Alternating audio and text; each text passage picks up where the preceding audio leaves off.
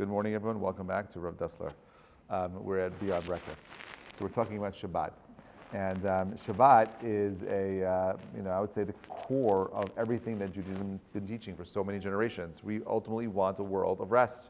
I want a world where I don't have the distractions of going out and working every single day, where I have the ability of sitting and asking the real questions like, what are the most meaningful things I should be working on? How do I become a better person? How do I refine my midot? How do I become more calm, loving, caring, giving, understanding, patient, and so on and so forth? That at the core is what we're supposed to be doing here as human beings, not the distraction of chasing after the dollar, even though, by the way, Goldman Sachs just put out a report. I know it's not Monday, but I have to say this. Goldman Sachs put out a report that the month of October is going to be a very powerful month in the market because companies have buybacks. When companies make a lot of money, instead of going ahead and giving dividends back to the shareholders, which people don't like because they have to pay tax on it, what ends up happening instead, they end up buying back their own stocks, like Apple will just buy back its own stocks, and therefore if there's less stocks in the market, your market share goes up, and that's how they create a higher price for you without having for you to pay taxes, and you feel like you just made a lot of money. So that's supposed to happen in the month of November. Month of October is always choppy. Month of November and December are supposed to be very powerful months for growth. If you have money sitting in your bank account, you're losing 7% every single year.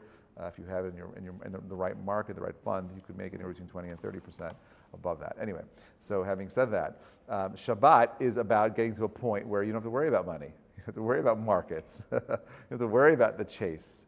There's a difference between becoming and being. The whole entire work week, I am becoming, I'm trying to, do my thing and make my money and support and create and buy and share and so on and so forth. But Shabbat, I can't become. I'm supposed to just be, right? I'm supposed to be at peace. As a matter of fact, some people say on Shabbat, you're not supposed to learn new things. You're supposed to only do chazara on Shabbat. No newness on Shabbat. It's supposed to just be a state of being. Now, this is what Hashem created. Hashem creates this concept called rest. 6 days, He creates the work week of expansionism, of expansiveness, of time, and on Shabbat, cessation. No more expansionism. The whole entire week He's going out, you're running around, and you're trying to cultivate the earth. You're trying to farm. You're trying to create new scenarios of opportunity. And then Shabbat happens, nothing. Everything stops. So there's this duality here. On the one hand, we're supposed to go out and have this expansive nature where we're going to conquer space so we can control time, right? And then there's something else where I'm just letting it be. Now it's interesting. In the old world, the more space you controlled, the more money you had, right? Because the more farmland you had, the wealthier you were. The more space, more money. Today, the more money you have, the more space you control, right? Today, it's the opposite a little bit. It's the same concept, right? More money, bigger car. Ready? More money, bigger seat on the plane. Forget about the bigger houses and so on and so forth. But like in a world where it's only about materialism, to conquer and control space, which is what God wants us to do, by the way. Judaism does not believe in not having any parnassah at all. It understands that there has to be some concept of going out and working, but at the same time, it also understands that if all you're doing your whole entire life is running around and making money and obsessing about money, you know what's happening with your life? Nothing. All meaning is gone.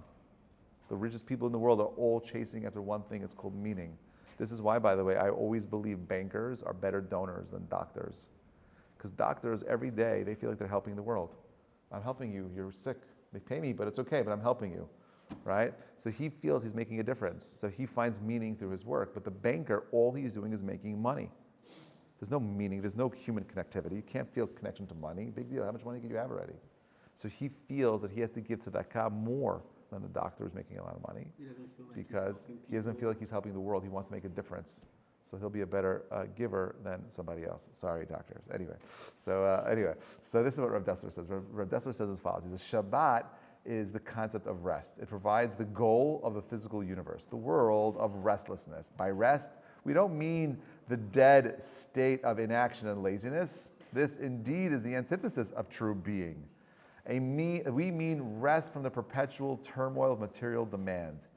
This still center within the hurricane of life is the essence of the Spirit. Here, we make contact with God's revealed presence in the world. This indeed is the goal and perfection of creation. We're not interested in just going ahead and, losing ourselves to the materialism. We want to perfect creation. How do we perfect creation? We perfect creation by perfecting ourselves, right?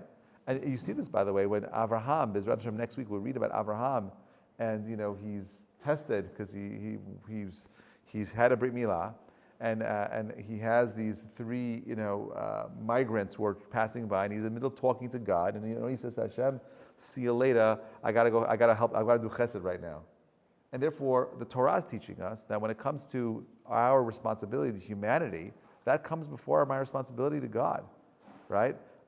The kivud av v'em is of the is the fifth of the Ten Commandments, right? Shabbat is number 4, and 5 is honoring your parents. It's on the right side, right? There's something special about my connection to humanity, my responsibility to care for my parents is godly. There's a certain kind of a hierarchy of responsibility I have to spiritual things and physical things.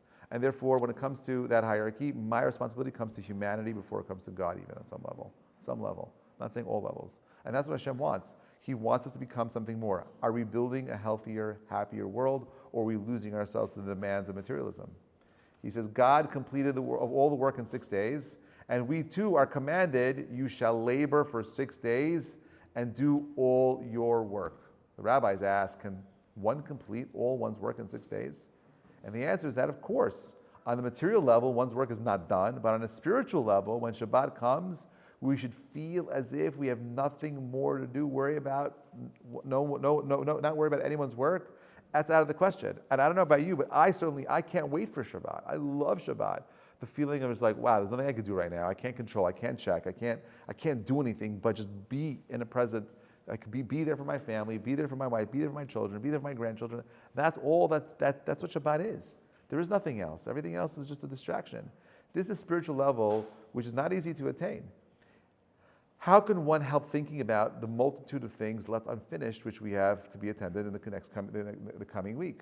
But Shabbat represents the higher level of knowledge that God is in charge of that. I can't do anything on Shabbat anyway, so I let go. I'm not worried about the markets. Thank God, by the way, the markets are closed on Shabbat, right? Which is interesting because the Bitcoin market, right, is open on Shabbat, and people are trading and always looking. They can't stop today. People are addicted to their phones. They don't know how to stop.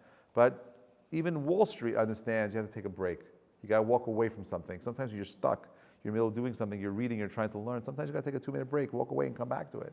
Shabbat is the ultimate pause in the week and saying, I'm stopping. Right? So he says as follows, Rav Dessler says that God is in charge of everything in essence. There's nothing to worry about. One can be so immersed in the sanctity of Shabbat that one has no more room in one's mind for any important business deals that was pending before Shabbat came in. All mundane matters shrink into insignificant compared to the tremendous holiness of Shabbat. They are all, after all, only the means to an end, while Shabbat is the end itself, the spiritual goal of all creation. That's what Hashem wants from us. Hashem wants you to do nothing. That's what Hashem wants. Right? Hashem does not want you to run around figuring out parnasah. Does not want you to do that. So, well, if I'm doing nothing, then what am I doing? It's boring. Like Shabbat rabbi is so boring. What am I doing? And the answer is, well, you're right. If you're doing nothing, then it's boring. But if you see Shabbat as a time for spiritual elevation, and I'll end with the following idea. If every day of the week is about me trying to conquer space, how do I ever elevate time? Think about that, right? If I'm supposed to conquer space, there's no way for me to find and make time meaningful for me anymore. So Shabbat is my opportunity once during the week to find meaning. What do? I go to Beit Knesset, I sing songs like a malach. I say Lecha Dodi. I go out, I meet people. Shalom Aleichem, Aleichem Shalom. You're interacting with the community. You're coming home with the family. The nuclear power plant of all civilization is the nuclear family. That is the spiritual energy of everything in society around you. We feed that on Shabbat. We sit down at the table. How many of my friends who have children that are not religious are able to sit at a table for 2-3 hours on any day of the week? Forget about Shabbat. With their children, teenagers and younger, sitting at the table without a phone out. My kids don't even question it. Of course you don't have a phone out. What do you mean? It's like not even a question for them, right? What do we do at the table? Imagine sitting at a table with an 8-year-old. I have an 8-year-old daughter. I have a 14-year-old son. I have a 18-year-old, a 21-year-old, 23-year-old. My kids sit at the table together and they're all sharing ideas with one another. They want to understand, they question, they listen. You're building people up. We're showing that there's more to life than the pursuit of gashmiut. There's something called ruchniut. There's a conversation that real spirituality is me interacting with you and you with me, and me giving space to understand you and for you to understand me, and back and forth, having a meal together, making brachot, singing songs, saying birkat mazon, showing a sense of gratitude for all the things that we have. What does the world look like if we actually create a society where people could stop and appreciate each other in that way? We could actually elevate time and forget about the conquest of space. Right? I love Elon Musk, but Elon Musk is perpetually stuck in a state of trying to conquer space. He does not, and it's so funny because it's not just space on a physical level. I'm talking about the final frontier, like space, right? Like he wants to conquer space. And because of it, he's been married 5 times. He's got like 12 children. And I can't imagine he has a healthy relationship with any of them because he's a workaholic. All he's obsessed with is conquering space. Right? And while we think it's important, but he needs a Shabbat. And you know who understood this before he was killed? Charlie Kirk. Charlie Kirk understood the hack that if you want to live a life of meaning and you want to understand the success of the Jewish people, you have to have something called Shabbat, a time where you're building family, where you're doing nothing but focusing on the family, the community, and most importantly, the self and the soul. B'ezrat Hashem will continue tomorrow about Shabbat during the week. Have a great day, everybody.